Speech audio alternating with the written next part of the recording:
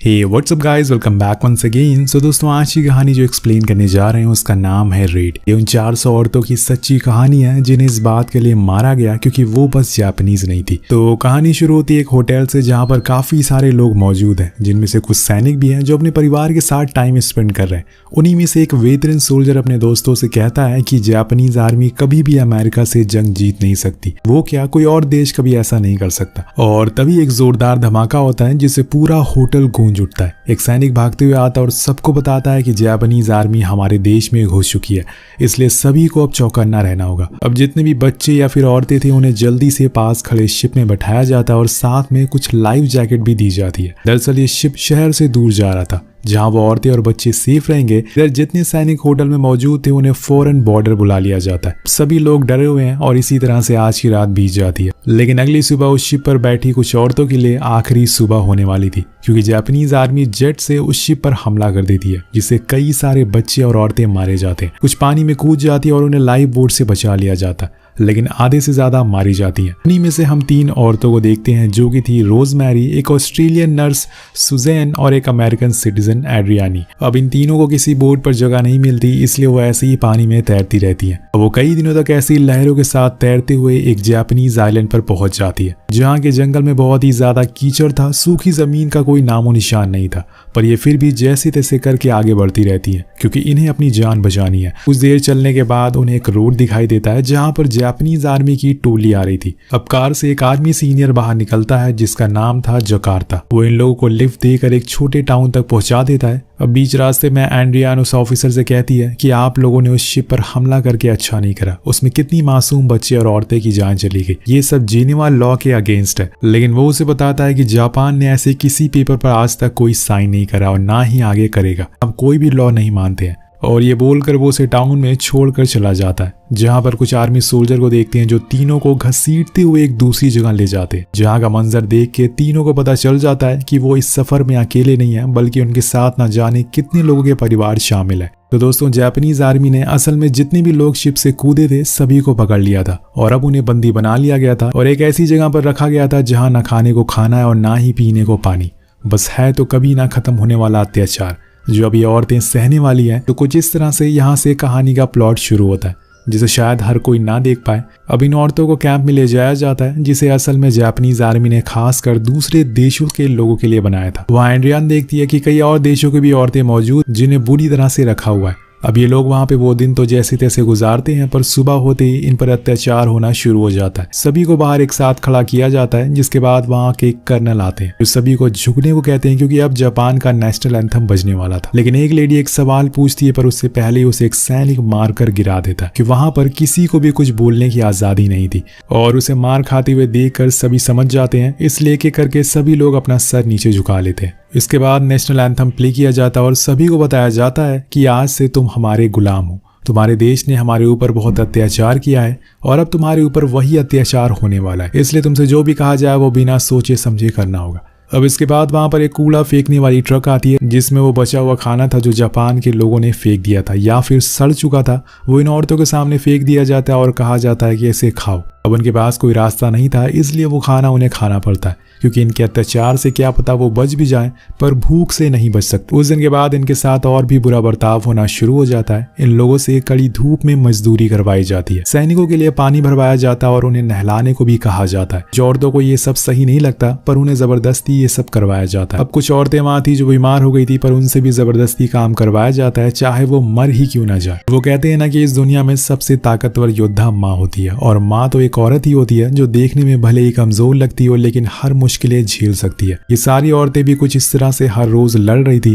पर हार नहीं मान रही थी। सभी एक दूसरे से दोस्ती कर लेती और हमेशा साथ रहने का वादा करती है, ताकि उनकी हिम्मत बनी रहे। वे एक दिन रोजमैरी को वहां पर रहने वाली एक औरत से पता चलता है कि इस कैंप से थोड़ी ही दूर पर आदमियों का कैंप है, जहाँ पे शायद उसके पति को रखा गया हो और हो सकता है कि वो आगे जाकर उससे मिल सके। और ये सुनकर वो काफी खुश हो कि चलो कोई तो अच्छा काम हुआ। अब इसी तरह से दिन बीतने लगते हैं और थोड़े दिन तक सब कुछ सही चल रहा था। लेकिन एक दिन एक लेडी बीमार हो जाती है जिसका इलाज करने एक जर्मन डॉक्टर आती है और बताती है इस औरत को मलेरिया हो गया है। अब ये सुनकर सबको नॉर्मल लगता है क्योंकि उन्हें लग रहा था कि ये कुछ दिनों में अपने आप ठीक हो जाएगी, लेकिन ऐसा होता नहीं है क्योंकि ये बीमारी एक एक करके बहुत सी औरतों को होने लगती है। अब यहाँ कैंप में इन्हें प्रॉपर दवाइयाँ तो मिल नहीं पाती, इसलिए धीरे धीरे औरतों की मौत होने लगती है। पर उन्हें दफनाया नहीं जाता बल्कि उन्हें काट कर उस कैंप में भेज दिया जाता है जहाँ पर आदमियों को कैद किया गया था और उनसे झूठ बोला जाता है कि ये जानवरों का मांस है, इसे खा लो। अब एक दिन मिसेस रॉबर्ट को भी ये बीमारी अपने कब्जे में ले ली थी और उन्होंने ये सबको साथ लाने की मुहिम शुरू करी थी और आज जब सब साथ हैं तो वो बीमार हो गई है।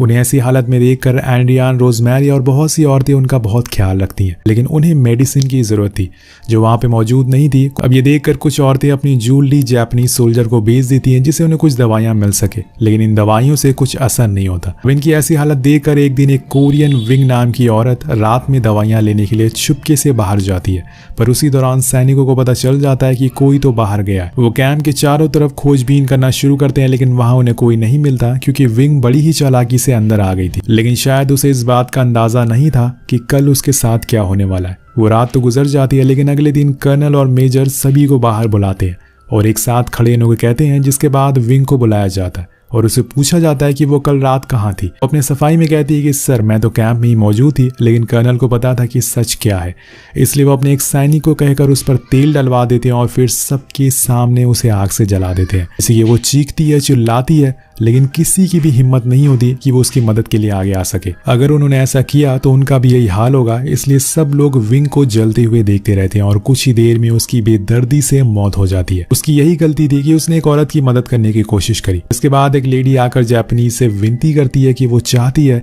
कि विंग की बॉडी को सही से दफना दिया जाए, इसलिए वो उन्हें इस चीज की परमिशन दे देते हैं। तो सारे लोग उसे ले जाकर जंगल में दफन कर देते हैं। इस हादसे के बाद कई दिनों तक कैंप में सन्नाटा छाया रहता है, लेकिन एक दिन एंड्रियान कुछ गुनगुना रही होती है कि तभी उसे ऐसा करते हुए डेजी नाम की लेडी सुन लेती है और फिर दोनों में काफी अच्छी दोस्ती हो जाती है क्योंकि उनके बीच हर चीज अलग थी, उनका धर्म, उनका नाम, उनके बोलने का तरीका, लेकिन एक चीज थी जो कॉमन थी, वो था आर्ट, जो दोनों को ही पसंद था, जिसकी वो रेस्पेक्ट करती थी। इसलिए वो फैसला करती हैं कि वो एक ऑर्केस्ट्रा बैंड बनाएंगे जिसे सुनकर यहाँ की औरतों को थोड़ा सुकून मिल सके। इस नरक में वो दोनों अपनी डायरी में एक म्यूजिकल नोट लिखना शुरू करती हैं। कुछ दिनों बाद वो उसी नोट को सभी औरतों को दिखाती हैं और उन्हें बताती हैं कि हमें एक बैंड बना है, अगर आप चाहें तो इसमें आ सकती हैं। कई सारी औरतें बहुत ही खुश होती हैं ये सुनकर और फौरन हाँ कर देती हैं क्योंकि उन्हें कुछ नया चाहिए था अपनी दर्द भरी जिंदगी में। लेकिन कुछ औरतें अभी भी थी जिन्हें विंग की मौत जैसा डर था। उनका कहना था कि अगर जापानीज को इस बारे में पता चल गया तो वो तुम दोनों को नहीं बल्कि पूरे बैंड वाले को आग लगा देंगे। लेकिन एंडी और डेजी को ये करना था। अब यहाँ एक सीन आएगा जो आपको यकीन करने पे मजबूर कर देगा कि इंसान दिल से साफ होना चाहिए, भले ही वो किसी धर्म या जाति का क्यों ना हो। मिसेस रॉबर्ट दो दूसरे कास्ट वाली लड़कियों को देखती है जो अपनी बेटी से कहती है कि बेटा वो एंड्रयू उनके पास क्यों गई, क्या वो उन्हें भी अपने ग्रुप में शामिल करेगी, अगर ऐसा है तो मैं उनके साथ नहीं जाऊंगी। तब उसकी बेटी अपनी माँ को बताती है कि आपको याद होगा कि कुछ दिन पहले आपकी तबीयत कितनी खराब थी, तब आपकी जान बचाने के लिए विंग ने फेंसिंग को पार करके आपके लिए दवाइयां ला थी और आपको ये सुनकर हैरानी होगी कि वो एक नीचे कास्ट की औरत थी। अब ये सुनकर मिसेस रॉबर्ट समझ जाती हैं कि वो कितनी ज्यादा गलत थी, उन्हें अपनी ये सोच बदलनी चाहिए, इसलिए फौरन ऊपर वाले से माफी मांगती है। वेल नेक्स्ट डे अब सभी औरतें ऑर्केस्ट्रा की ट्रेनिंग करने लगती हैं। थोड़ी देर तक सब कुछ सही रहता है, लेकिन कुछ ही देर बाद वहां पर जापानीज सोल्जर आ जाते हैं और उन्हें बहुत मारते हैं और ये सब बंद करने को कहते हैं। तभी वहाँ वही जर्मन डॉक्टर भी आती है जो उनसे ये तमाशा बंद करने को कहती है, लेकिन एंड्रियन कहती है कि ये कोई तमाशा नहीं है, ये बस हम खुद को खुश रखने के लिए कर रहे हैं। अब यहाँ से वो औरतें कुछ छोटे छोटे ग्रुप में बढ़ जाती हैं और फिर अलग अलग टाइम पर ट्रेनिंग करती हैं। ऐसे में उन्हें जापानीज पकड़ नहीं पाएंगे। इसके बाद सभी खुशी खुशी ऑर्केस्ट्रा प्ले करने लगती हैं और देखते ही देखते उसमें और भी औरतें जुड़ने लगती हैं। लेकिन एक दिन सार्जेंट कैंप में आकर सभी को मारने लगते हैं। देन वो डेजी के हाथ में एक लिस्ट देता है जिसमें यंग और ब्यूटीफुल लेडीज के नाम लिखे थे। उन्हें फौरन तैयार होने को कहा जाता है, जिसके बाद वो उन सारी लड़कियों को एक ट्रक में बैठाकर आर्मी के हेड ऑफिशियल के घर लाते हैं और सभी को लाइन में खड़ा कर दिया जाता है और उन्हें बताया जाता है कि जिन जिन औरतों को अच्छे कपड़े, अच्छे पैसे, अच्छा खाना चाहिए वो इधर आकर खड़ी हो जाए, क्योंकि वो अब से आर्मी हेड की मिस्ट्रेस है, यानी कि नौकरानी है और उन्हें उनकी सेवा करनी होगी। पहले तो कोई सामने नहीं आता, लेकिन फिर एक एक करके लड़कियां आगे आने लगती है। बाकी औरतें उन्हें ऐसा करने से रोकती हैं, लेकिन उन औरतों का कहना था जंग ऐसे ही चलती रहेगी, वो कभी खत्म नहीं होगी और वो ऐसे दर्दनाक मौत नहीं मरना चाहती, इसलिए जो उनके बचे हुए दिन है वो उसे थोड़े आराम से जीना चाहती है। लेकिन कुछ औरतें अभी भी आगे नहीं आती। उनका मानना था कि वो हमेशा अपने हस्बैंड की ही रहेंगी, जिसके बाद उन्हें कैंप वापस भेज दिया जाता है। कई साल बीत जाते हैं और जंग अभी भी कायम थी। लोग आपस में लड़ रहे थे यहाँ के लोग अपनी जिंदगियों से जूझ रहे थे और बहुत सी औरतें अपना दम भी तोड़ चुकी थी। अब एक दिन सुजैन गलती से उसी जर्मन डॉक्टर के रूम में चली जाती है, जहां पर वो देखती है कि वो डॉक्टर एक मरी हुई औरत के मुंह से एक सोने का दांत को निकाल रही है।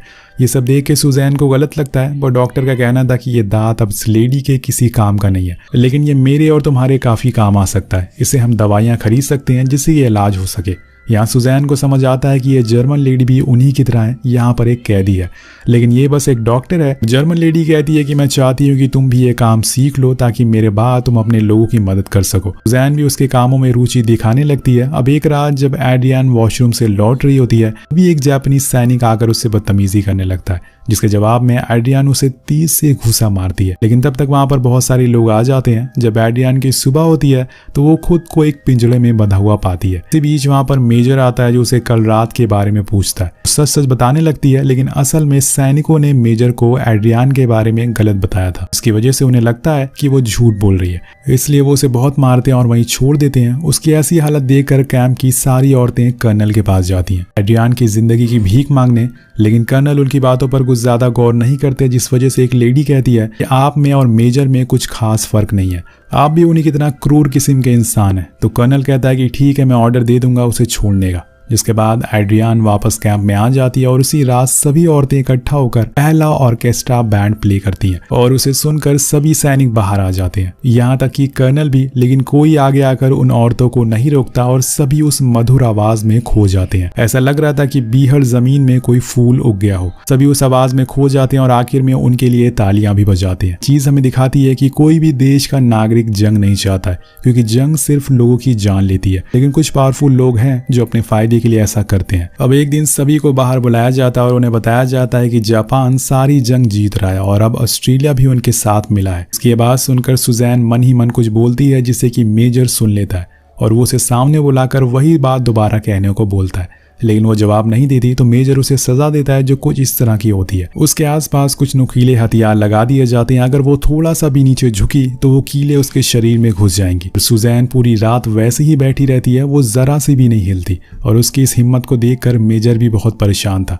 और आखिर में वो भी हार जाता है और उसे जाने देता है। इसके बाद हम कैंप में हर रोज बैंड प्ले होने लगता है, जिससे को मेजर और कर्नल भी एंजॉय करते हैं और उन्हें गिफ्ट में सोप दिए जाते हैं, क्योंकि वो पिछले 4 सालों से सोप से नहाई नहीं थी। दिनों बाद हम इन लोगों को एक नई जगह पर शिफ्ट कराया जाता है। बीच रास्ते में उन्हें वहां लड़कियां भी दिख जाती हैं जिन्होंने मिस्ट्रेस बनने का फैसला किया था। वो एकदम साफ सुथरे कपड़े पहनकर बैठी हुई थी और उन्हें देखकर ये लोग विश करते हैं कि काश हम भी वहां बैठे होते, लेकिन उन्होंने वो मौका गवा दिया। और तभी वहां पर रोजमैरी को उसका हस्बैंड दिख जाता है, जिसे जापानीज सोल्जर लेकर आए थे। पता चल चुका था कि अब ये लोग उसे मार डालेंगे, इसलिए वो बस उसे देखती ही रह जाती है और सोचती है कि काश वो एक बार उससे मिल पाती। लेकिन तभी उसका ट्रक वहां से निकल जाता है और उसकी ख्वाहिश अधूरी रह जाती है, वो पूरी तरह से टूट जाती है। औरतों को अब एक ऐसी जगह पर रहने को कहा जाता है जहां पर सोने को ना तो कोई चटाई थी और ना ही पीने का सही पानी। वो जगह पूरी तरह से खंडर थी, लेकिन अब उन्हें वहां रहना ही पड़ेगा। वहां पे इनको खाने के लिए कीड़े मकोड़े और सांप दिए जाते हैं, क्योंकि जापानीज आर्मी अब इन पर पैसे नहीं खर्च करना चाहती। इसी बीच रोजमैरी की तबीयत खराब होती जा रही थी, क्योंकि उसने जब से अपने हस्बैंड को देखा था वो अंदर से टूटती जा रही थी। उसने फैसला किया कि वो जीना नहीं चाहती है। उसकी दोस्त उसे समझाती है कि हिम्मत मत हारो, हम जरूर बचकर यहाँ से निकलेंगे। और तभी वो डॉक्टर से उसके बारे में पूछती। डॉक्टर उसे समझाती है कि उसने मन बना लिया है कि वो ऐसी क्रूर दुनिया में नहीं जीना चाहती जहाँ उसके प्यार को समझा ना जाए। कभी गॉड हमारे साथ इंसाफ नहीं करते, और बताती है कि वो बस कल तक ही जिंदा रह पाएगी। अब रोजमैरी उस रात सो जाती है और अगली सुबह उसकी आंख ही नहीं खुलती। जी हाँ दोस्तों, उसकी मौत हो चुकी थी। रोजमैरी का फ्यूनरल होता और सभी औरतों की उम्मीदें टूट चुकी थी जब वो अपनी ही साथियों को अपने सामने मरता हुआ देखती हैं। इस कैंप में अब सभी औरतों की हालत बहुत खराब हो गई थी, सभी बहुत कमजोर हो चुकी थी। लेकिन एक दिन वहां पर आर्मी जनरल आता है और अनाउंसमेंट करता है कि अब जंग खत्म हो चुकी है। लेडी पूछती है कि इस जंग में कौन जीता, तो जनरल बताता है कि कोई नहीं, हम अब दोस्त बन चुके हैं और मैं जानता हूं कि मैंने तुम लोगों के लिए ज्यादा कुछ नहीं किया, लेकिन अब से तुम आजाद हो। अब ये सुनते ही सभी औरतों की आंखों में आंसू आ जाते हैं और वो खुशी से पागल हो जाती हैं। लेकिन उन्हें दुख भी था कि उन्होंने अपने साथियों को खो दिया है। जितने भी लोग बचे थे वो बाहर जाकर अपनी आवाज उठाएंगे और लोगों को उनके उन दिनों के बारे में बताएंगे, जिसे क्या पता उन बड़े लोगों को सजा मिल सके। यहाँ हमें एक और चीज पता चलती है कि जो ऑर्केस्ट्रा फिल्म में बजाया गया है, इस फिल्म में प्ले किया गया है, वो असल में रियल है और उसे उसी समय रिकॉर्ड किया गया था जब वो औरतें कैद थी। और आखिर में इन सभी औरतों को उनके घर भेज दिया जाता है। कुछ आज भी जिंदा हैं, जिसमें एंड्रियान है, लेकिन कुछ औरतों ने दम तोड़ दिया है। ये पूरी कहानी एक सच्ची घटना पर आधारित है, जिसे सुनकर किसी की भी आंखें नम हो जाएंगी। और इसी के साथ ये कहानी यहीं खत्म हो जाती है। तो आपकी इस कहानी के बारे में क्या राय है, नीचे कमेंट करके जरूर बताएगा। मिलते हैं आपसे अगली वीडियो में। Thank you so much watching. Peace out.